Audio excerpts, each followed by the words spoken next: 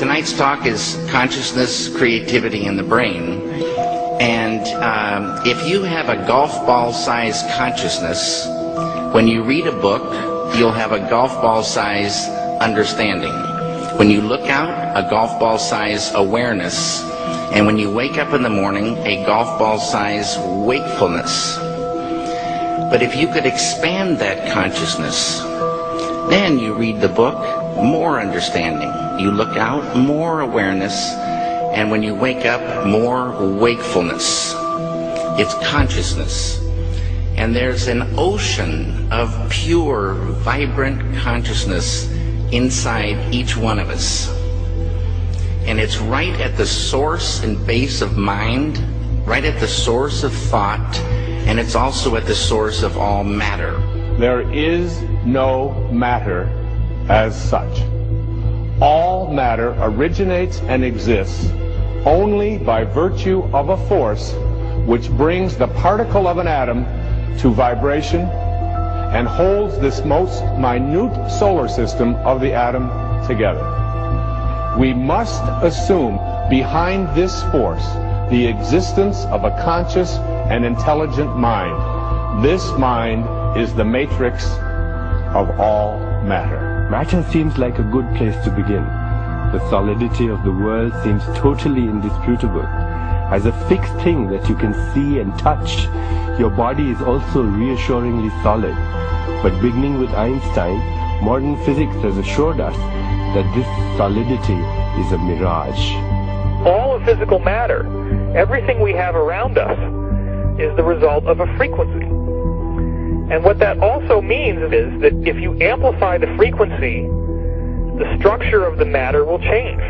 What this self-contained system is a hologram. It's what I call the super hologram. Everything within it is an expression of that hologram. This is one of the great characteristics of a hologram, is that every part of a holographic picture is a smaller version of the whole. It's as if reality is so connected that when you look at one small part, you can see things about other parts, that the entire whole is contained in the part. And in a sense, you can't divide reality up because we're cutting up a hologram. We can't find where one particle is because it's always a reflection of all particles. In a hologram, the whole pattern is whole and complete unto itself, and if you were to take any little portion of this whole out and examine it closely, you will see the entire pattern repeating itself again and again and again. Anywhere in this pattern, if we were to change one little aspect on any one of these little holograms, that change would be reflected throughout the entire system. Quantum physics has revealed what ancient masters knew. Matter does not exist. The concept of substance arose from the philosophy of Aristotle, and from that concept came science's conception of matter. The fact of the matter is that the substance of the universe is consciousness. Belief that the substance of the universe is matter leads to what I call a fear-greed dichotomy. As people in their quiet desperation attempt to accumulate as many material possessions and riches as possible. In fact, the substance of the universe is consciousness. Therefore, it is behavior that is important. If you get into the realms of fear, fear is a very slow, dense vibrational state. And the more you embody fear, and the whole of this manipulated society is globally is structured to make us fear, to make us have stress, to make us worry about tomorrow, and have guilt about yesterday, and forget about now. It brings us into a slow vibrating dense state. We should be very careful about what we believe about the future. The more you attach to a belief system, the more, if reality is holographic, you're helping create it by believing it. And you know, the great clairvoyant Edgar Cayce said that our every thought, that reality is built out of thought, and our every thought starts to build reality, and we're like, every thought is like a spider We're like spiders spinning web, and that web starts to build and build. Information is the key, because this matrix, this illusory reality that we think is real, people say to me, what is the matrix? Answer, it's information. Information creates fractals. As information flow increases, the number of fractals, mathematically speaking, increase. This was demonstrated by a mathematician named Theodore Gordon. Fractals are unpredictable functions, so things are becoming more and more unpredictable. When you start getting into fractals and chaos theory, when you look at it in terms of a society, this is where it starts to cross over into the so-called Illuminati or the negative elite, the world leaders, with their philosophy of order out of chaos.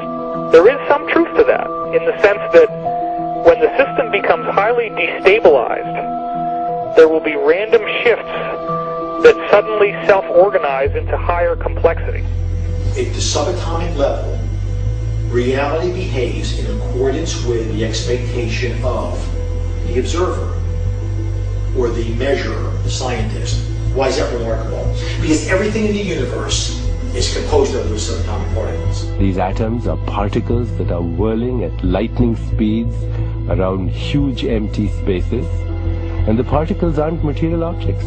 They are fluctuations of energy and information in a huge void of energy and information. And what the science now is showing is that when you can change the field that the atom is in, you change the atom. And we're made of those atoms. So when we have feelings in our hearts, we're changing the field that connects the stuff everything is made of, and we literally are altering our physical reality. Once you establish the reality we live in, and the nature of what the physical body is, this biological computer, and the nature of what we are, which is consciousness, and then you start, as I have, looking at the way this world is structured and how it works and why they do this and why they do that, it suddenly brings into crystal clarity why the world is structured as it is. Because, you know, people look through their eyes and they think this is the world, but it isn't. It's a tiny, tiny frequency range within an infinite energy field of infinite frequency ranges. And basically it's like a holographic television channel. It is the act of consciousness that actually creates the building block that the universe is made of. I can't imagine a universe that exists without us, because it's the act of us observing the world around us that is creating, allowing us to create as we go in a participatory universe. We may never find the edge of our universe as we're looking to define what this universe looks like. We may never find the smallest particle in the quantum world to see what this stuff is that we're made out of. And the reason is because everywhere we look, everywhere that consciousness explores with the expectation that something will be there, that exploration, that act of looking, observation, is the act that creates something for us to see. That we are actually building this universe as we go. Consciousness is the programming language of the universe. We are consciousness conductors. That's what we do. That's who we are. Consciousness comes through us. It emanates from us. We are the creators. We are the ones who are targeted on this planet because we are the ones who transmit the reality just like everybody else does.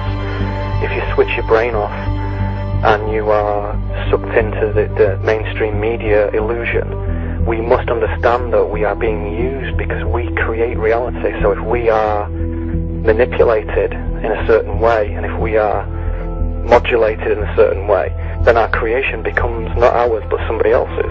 And what happens if we all do it? Everyone in this room decides to take control of reality. I'm talking about reality. I'm talking about quantum physics. I'm talking about taking control of things from the quantum level up, from the molecular level up, and it works. One of the things we're actually dealing with is as I say, some kind of operating system that can be hacked using words. The world is like a ride at an amusement park, and when you choose to go on it, you think it's real, because that's how powerful our minds are. And the ride goes up and down and round and round. It has thrills and chills, and it's very brightly colored, and it's very loud, and it's fun for a while. Some people have been on the ride for a long time, and they begin to question, is this real, or is this just a ride? And other people have remembered, and they come back to us, and they say, hey, Don't worry, don't be afraid, ever, because this is just a ride.